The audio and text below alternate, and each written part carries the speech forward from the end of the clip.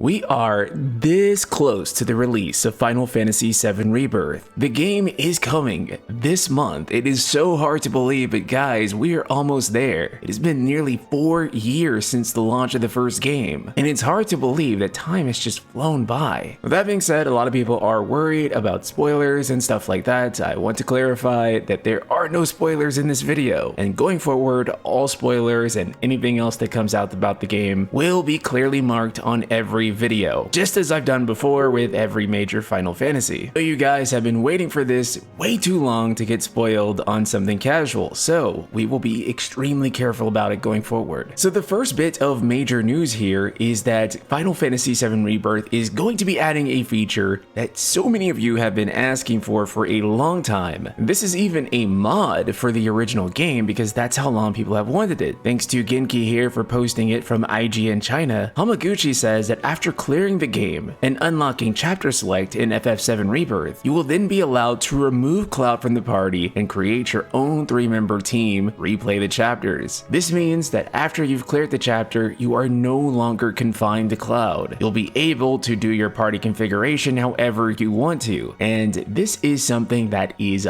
awesome. Part of the reason that I really like this is that it's going to allow you to experiment with the gameplay in a way you've never done before. Different party configurations are going to be entirely valid, meaning that the way people are going to approach certain bosses and stuff, it's going to add a layer to the gameplay that wasn't there before. You know, if you would have asked me before that if I wanted a cloudless party in this game, I would have said no initially, purely on the fact that I think that you need Cloud on that first playthrough. He is the main character, and playing as him at almost all times is very essential for this narrative. However, whenever you're doing chapter select after you've already cleared it, I don't think it's as necessary. So this is the perfect balance between both worlds, allowing you to experience the narrative intent behind the game, as well as go back through it and play it how you want to. The next excerpt comes from Shinra Archaeology Department, with their source being 4gamer.net. Nomura had this to say: FF7 Rebirth creative director Nomura is happy but a little anxious about how Rebirth's huge, dense open world has raised the bar for part 3 of the remake trilogy. Indeed, Final Fantasy VII Rebirth is finally returning the FF series back to the open world for the first time since Final Fantasy XV. It is good to be back, and I'm willing to bet this game is going to do it even better. The mini games and side content that they've shown off, the relationship system between characters, this is a game that is incredibly dense with content. It's something that's perfect for an open world. In fact, it has so much content in it, it kind of makes the first remake game look like a beta test in some ways. Of course, with that being said, people are going to expect part 3 to escalate things even further. People will expect to fly the high wind, fight the weapons, and do a ton more content. Not to mention, they'll have to add on to existing minigames as well as make new ones. There is a lot of challenges ahead for them with part 3. However, considering they'll be able to reuse much of the open world's assets, I imagine that part 3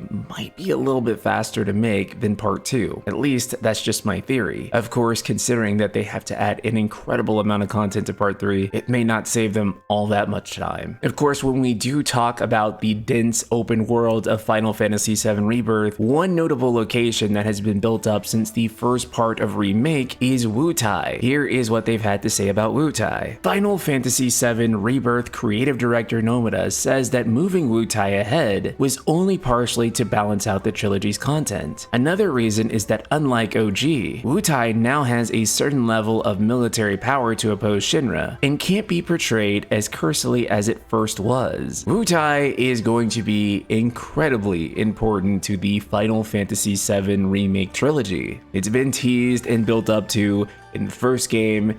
It's probably going to be built up to in Rebirth as well. It's going to be a huge climax of the story. It's also a location that I cannot wait to see in this incredible visual fidelity. I mean, just think about how good Calm looks. They are probably going to go all out with Wutai, and with it being such a major, essential location, we're gonna want them to take their time and do that in part 3 so that they can really focus on it. So this is something where I'm incredibly excited to see where it goes, and ultimately it's something that excites me the most about the future of the trilogy. Listen up, Vincent Valentine fans, because we got something good for you today. Yamaguchi says that despite not being playable, Vincent will have his own original quest in Final Fantasy VII Rebirth, where we'll learn more about his background and character. I feel that fans of Vincent will find it quite fulfilling. This comes from noisypixel.net. So it is unfortunate that Cid and Vincent will not be playable in Rebirth. They are being saved for part 3 of the Final Fantasy VII Remake trilogy. It is unfortunate that we're only going to get to play as them in one game, and from the looks of it, we're not going to have an intermission type DLC for Vincent, I don't think. They've confirmed that they don't want to stop the team with more DLC. They want to go straight ahead to the next part, which is something that I really agree with. So it is great, however, that despite us not being able to play as Vincent or Cid in this game, we're still going to intimately get to know those characters, and they're still going to be a large part of the story. Now, this is where we get into some really interesting territory. Shinra Archaeology Department also reports this one from 4gamer.net, saying when asked if Final Fantasy VII Rebirth will include any content that will surprise even OG veterans, creative director Nomura responds that he can't go into detail without giving hints. Yes, he thinks that aside from its ending, Part 1 will unfold in a way that OG players could predict. He also says that the third and final part of the remake project will also develop in such a way as to wrap up the story as a whole. In this sense, it is Final Fantasy VII Rebirth that will serve as the climax of the story. It is good to hear some confirmation, I believe, that Final Fantasy VII Trilogy will be a thing that wraps up the entire Final Fantasy VII story. That is the way that I am reading this. It still doesn't mean that it's necessarily the end of all Final Fantasy VII content, because anytime Square needs some money, you better believe they're gonna dig up FF7. But my greatest hope is that this will finally close the chapter on Final Fantasy VII. This will be the end of the story, and there won't really be much of a need to tell anything else about it. FF7 will finally be a chapter in your life that you can close with finality and satisfaction. Then we have some controversy surrounding the game and how the team feels about it. This comes from Korean publication Invin. Here is what they've had to say. Final Fantasy VII Rebirth producer Kitase says that even within the development team, there was some expectation that Final Fantasy VII Remake's ending would cause controversy, with much player speculation and opinions. To a certain degree, things are proceeding just as intended in this regard. However, he assures players that the remake project is based around respecting the original story, not destroying it. Therefore, they plan to develop the story by rearranging important elements like Zack's death in a way that respects the OG, creates a sense of freshness. You could read into this about 100 million ways. It's also surprising to know that even the development team thought there was going to be quite a bit of controversy around the ending, and even more so, they planned for exactly that. They are going to get their wish, because I'm sure with all the controversy that Part 1's endings caused, Part 2's ending will probably go even further than that. The mystery of Zack, the consequences of the Arbiters, the rejoining of worlds, and whatever Sephiroth has planned now. There's a lot of new elements. Admittedly, it's quite hard for me to reconcile those new elements with what happened in the original story. I mean, there is literally 2 worlds, and Sephiroth is trying to merge them together. As far as how this is going to stay on track with the original story and how it's still going to be comparable to it, it all seems pretty wild. But my greatest hope is that it doesn't just feel like they're telling Final Fantasy VII just with a bunch of unfitting moments shoved in. Hopefully they will get the,